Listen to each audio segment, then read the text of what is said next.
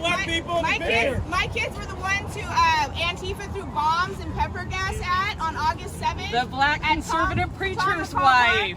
Right. Oh, so because I'm his wife, my kids don't matter? No, your kids absolutely matter, and Okay, I think so it's can we crap please that they got hurt. But can we please tell us why? nope, I don't bombs engage with and- you or your husband. Oh, this is classic, guys. Please get this on camera.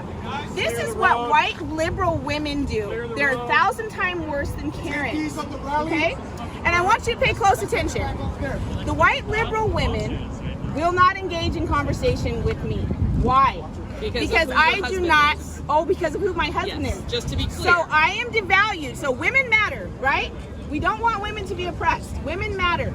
But because of who my husband is, I no longer have value. There she goes. There she goes, people. A perfect example of leftists who propose that they're advocating for the black community or for black people in general, and then refusing to have civil discourse with them. And that's exactly what happens. If you can't stand with your values and stand with them being challenged and defend yourself, then what does that say about your values? What does that say about the things that you think? Yeah, you shouldn't be out there in the first place. You should go home. Yeah, I mean, or at the very least, just try to defend your values. Try to defend what you believe instead of saying, no, I'm not going to converse with you. Not because of who you are, but because of who you're married to. I don't want to converse with you. But leftists only feel good when they're surrounded by other people. They only feel good when they're surrounded by a horde, like the orcs in the Lord of the Rings, like falling over the walls. Like, that's what they're like. They want a bunch of people there to all target one person systematically. Like me standing there, and then a ton of them come up and start yelling at me, like they did in Colorado when they destroyed my event. And you get a ton of them together to start doing this. You're not going to see, like this lady, she's a lone wolf out on her own, Right. a beta female, alone.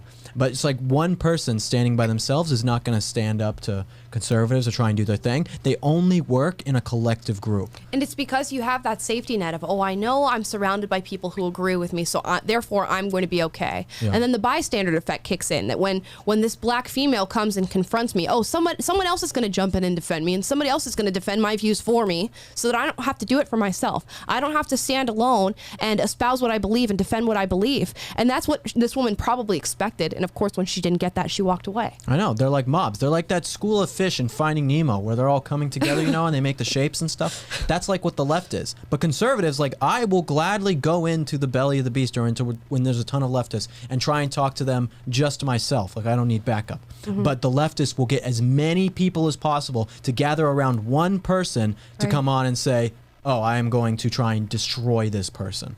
That's just the way they work. They're a mob of people. And the more that happens, the more that the ideology crumbles. So I love to see it. I love to see somebody who cannot defend their views, especially when their views are completely bigoted towards an entire group of people, not for the way that they look, for simply what they believe. And for somebody to claim that they support Black Lives, which I'm assuming this woman is an avid supporter of Black Lives Matter, and then refuse to sit at the table with a black person who wants to talk to her about her views, is just a perfect emblematic view of what leftism truly is.